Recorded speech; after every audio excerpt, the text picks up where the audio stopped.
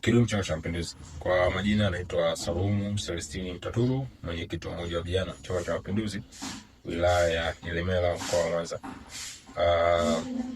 Pekee kabisa leo nimesema tubadilishane mawazo kidogo, lakini ni kutokana na hiki ambacho tumeona kinaendelea mitandoni kwa siku ya jana, ikiwa ni mwendelezo mzuri wa uwasilishaji wa bajeti za wizara zote za serikali ya Jamhuri ya Muungano wa Tanzania chini ya Chama cha Mapinduzi CCM ambazo zimeendelea kuwasilishwa bungeni. Na kwa siku ya jana kulikuwa na uwasilishaji wa bajeti ya Wizara ya Fedha ambayo iliwasilishwa jana bungeni.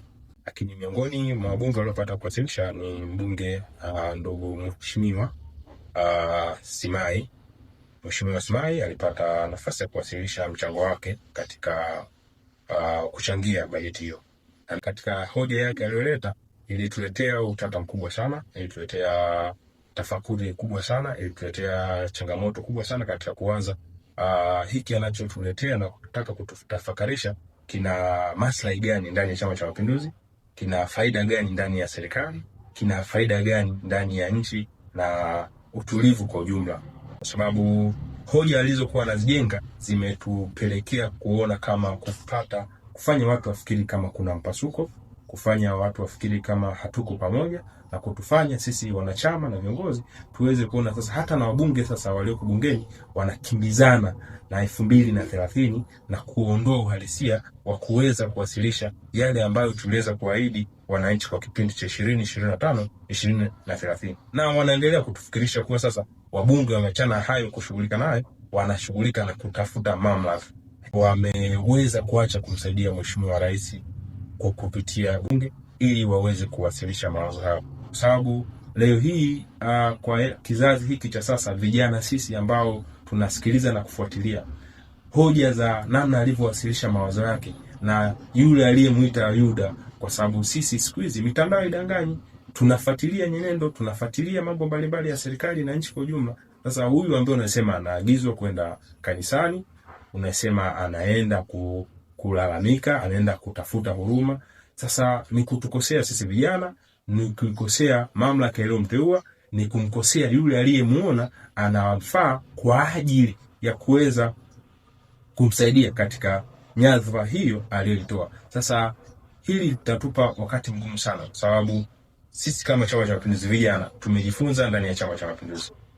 Tumeona namna ambavyo chama hiki kina misingi, kina imani, kina falsafa, kina utaratibu wa namna ya kushughulika na mambo yake mbalimbali. Lakini nje na hapo pia viongozi wakuu wa chama chetu, makamu mwenyekiti wa chama chetu, katibu mwenezi wa chama chetu, wote wameendelea kutushauri, wameendelea kutuwaambia viongozi kuwa ni muhimu sasa tuendelee kuwa na utulivu, tuendelee kuhakikisha tunahudumia wananchi, na tuendelee kuhakikisha tunashughulika na yale ambayo tumewaahidi wananchi kwa kipindi cha 2025 2030. Sasa kwa kauli zake hizi wanatutafakarisha, je, hawawasikii viongozi, hawawaelewi viongozi, au sasa wamekimbia na kukimbizana na maslahi mapana yao ya kwa ajili yao. Lakini pia hii kauli inatutafakarisha, je, huku wanapoenda kwenye madhabahu huko, naamini hawezi kwenda kujipeleka mwenyewe, kunaamini muda mwingine anaenda kumwakilisha yule anayemwagiza, na kunaamini ana uhuru pia kwenda na yeye pia kwenda kwa ajili ya kwenda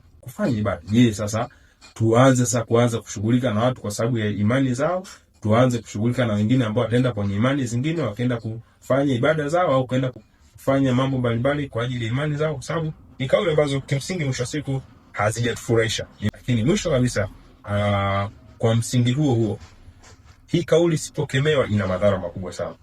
Hii kauli isipochukuliwa hatua itatuletea tuone sasa tuanze kuanza nje na hiki ambacho tunachokiona sasa. Sasa tuombe viongozi wetu, tuombe kamati yetu ya maadili ya Chama cha Mapinduzi bado ina mamlaka na kushughulika na jambo hili. Lakini bado tuna kamati ya wabunge wa Chama cha Mapinduzi ambao wana viongozi wao. Wakiacha hii kauli bila kutoa kauli yote, bila kumpa muda wa kujielezea au muda wa kumsikiza alikuwa na maana gani, au muda wa kuweza kushughulika na hili jambo, basi mtatufanya sasa sisi tuamini huku tulio kwa nje ambao ni vijana na viongozi bado mmefurahishwa na hii kauli kwa namna moja ama nyingine. Kwa baada ya kusema mimi niombe, chama chetu bado kiko imara, chama chetu bado kina nguvu, chama chetu bado kina ushawishi, na sisi vijana bado tunaendelea kujifunza ndani ya chama chetu. Hivyo basi si vyema kuendekeza kauli za namna hii ambazo bado zinatuletea changamoto na zitatuletea mpasuko. Tuombe viongozi waendelee kuzikemea, tuombe viongozi wachukue hatua ili tuendelee kubaki salama na tuendelee kubaki wamoja. Asante sana. Tumia nishati safi ya kupikia kutoka Oryx Gesi. Tunapatikana kituo cha mafuta cha Oryx mkabara na kanisa Katoliki la Nyakahoja, Mwanza. Kwa mawasiliano zaidi piga simu namba